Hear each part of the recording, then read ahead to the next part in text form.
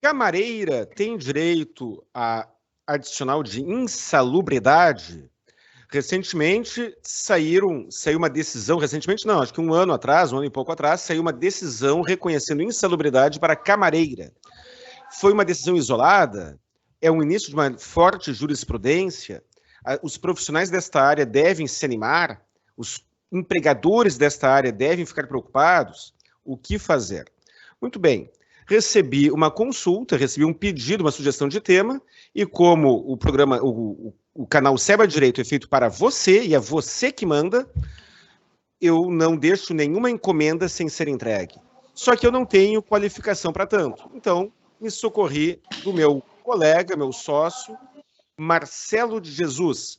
Meu nome é Guilherme Colim.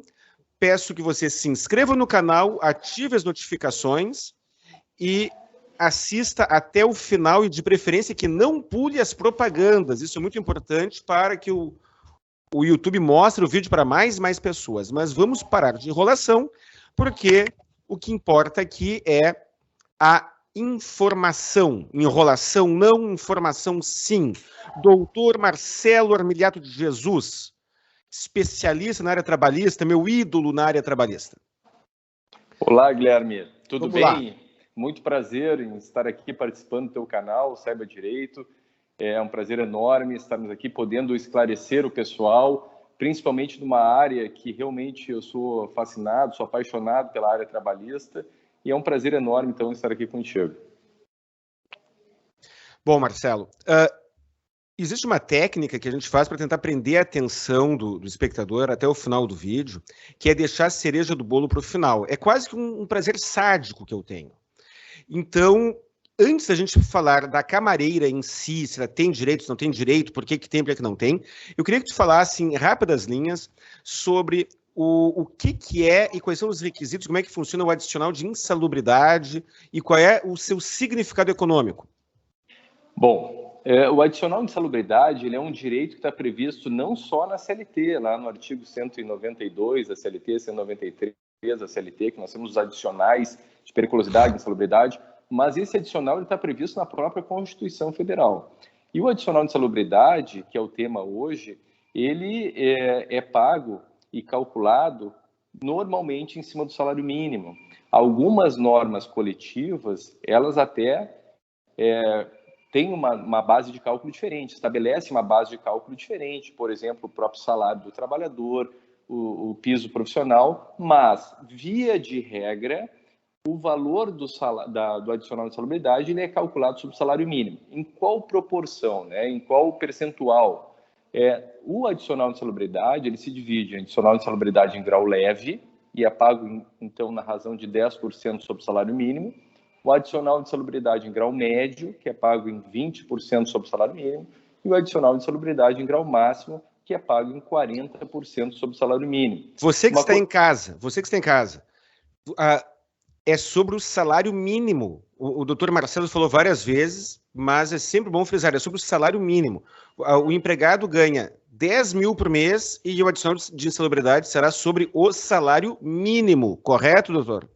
Exatamente, salvo alguma convenção coletiva, alguma norma coletiva de alguma categoria específica que preveja algo diferente. A regra geral é exatamente essa que tu falou, Dan. E nós temos uma característica muito especial também desse adicional de insalubridade, que é a questão, ele é um adicional condicional, ele não adere ao salário. No direito do trabalho, a maioria dos pagamentos que são feitos ao trabalhador, eles acabam aderindo ao salário. Essa é a regra geral. Mas os adicionais condicionais, e aí nós citamos o exemplo do adicional de insalubridade, do adicional de periculosidade, do próprio adicional noturno, eles são devidos somente durante o período de exposição. O adicional noturno é devido somente durante o período de trabalho noturno. Incide sobre o 13º? Incide sobre o 13º. Férias? Também. O adicional de insalubridade, ele é devido enquanto durarem aquelas condições nocivas ao trabalhador. Isso significa, portanto, que ele pode ser cessado desde que o empregador, então, elida os agentes nocivos existentes naquele local de trabalho. Se o trabalhador conseguir, através de GPIs eficazes, acabar com a nocividade daquele ambiente de trabalho, é possível possível, então, suprimir o pagamento desse adicional, que, como eu disse, ele não adere ao salário do trabalhador.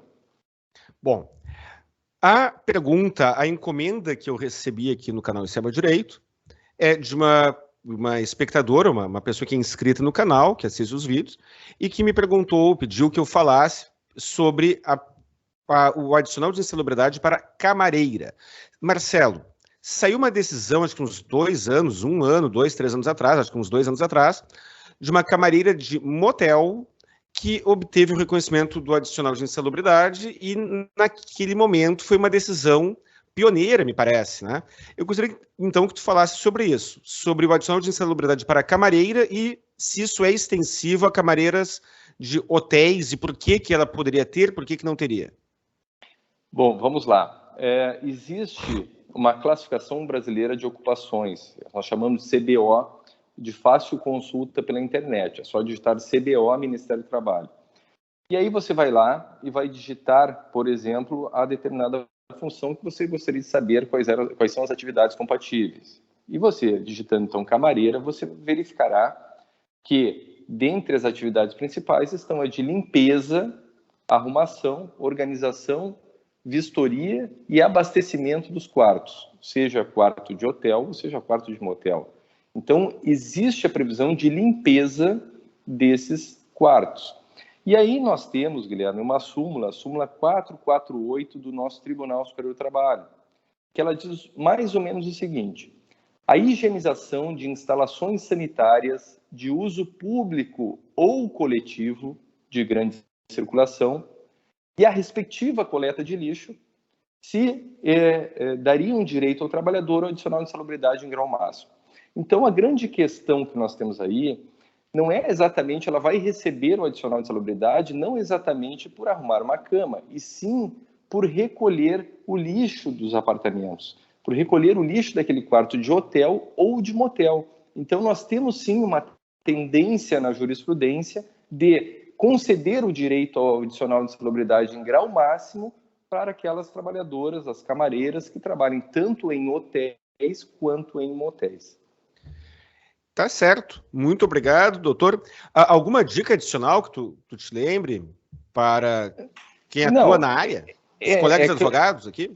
Claro, eu falei numa tendência, mas obviamente que isso vai se verificar caso a caso. Em cada processo, nós teremos, então, uma perícia. O juiz, ele obrigatoriamente, quando há um pedido de adicional de insalubridade, ele deverá marcar uma perícia, designar um perito. O perito vai até o local de trabalho e verificar as condições daquele ambiente e apurar a nocividade, estabelecendo ao final uma conclusão, se aquele local de trabalho é ou não insalubre. Uma pergunta que agora me ocorreu, até a resposta eu já sei, mas eu gostaria que tu explicasse. O efeito retroativo da decisão é de até quanto? Quanto tempo a pessoa pode buscar os atrasados, caso reconhecido o direito à insalubridade, claro? No direito do trabalho, nós trabalhamos com 2 prescrições, né? A prescrição a partir do momento que o trabalhador é despedido, então ele possui 2 anos para ingressar com a ação. E, uma vez ajuizada a ação, ele poderá buscar direitos trabalhistas dos últimos 5 anos. Então, 5 anos, se digamos que ele tenha sido despedido hoje, ingressa com uma ação amanhã, ele poderá buscar o adicional de insalubridade dos últimos 5 anos do seu contrato de trabalho. Perfeito. Muito obrigado, doutor Marcelo. Se você em casa, se tiver alguma dúvida adicional, tiver alguma questão que ficou pendente, você pode deixar aqui nos comentários ou contatar o escritório Colim Ramos e Jesus Advogados pelo telefone 51 32 28 12 19 e marcar uma hora com o doutor Marcelo de Jesus para tratar deste assunto ou qualquer outro da área trabalhista. Até o próximo vídeo.